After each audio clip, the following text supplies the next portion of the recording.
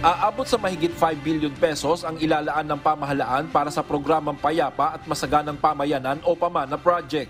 Layo nitong mas mapabilis ang pagresolba ng problema ng bansa sa insurhensya at tuluyan ng magkaroon ng kapayapaan.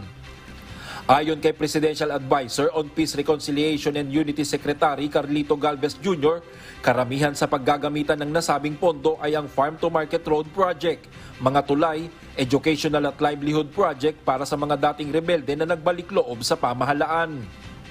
And yun din ang formula natin na nakikita natin sa buong Pilipinas, even sa Eastern Samar. Nakikita natin na pagka nabuo ang mga bridges and roads, nagkakaroon ng economic activity at saka yung freedom of movement sa mga tao. When people move.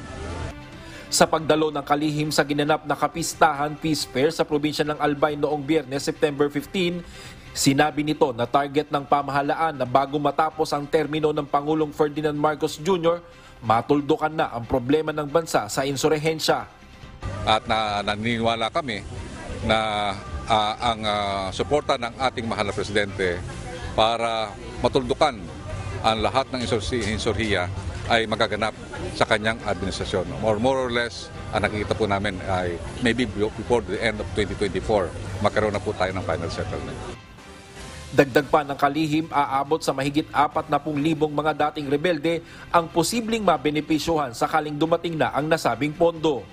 Samantala, maglalaan din ng 50 million pesos ang Office of the Presidential Advisor on Peace, Reconciliation and Unity sa Bicol University para magtayo ng Peace and Development Center sa naturang institusyon. Gagamitin ang itatayong opisina para pangunahan ng pagpapalakas sa peace education, lalo na sa mga estudyante sa Bicol Region. Diyos ang aming sandigan, serbisyo publiko ang aming pinakahalagahan. Brian Baldarahe, humahataw!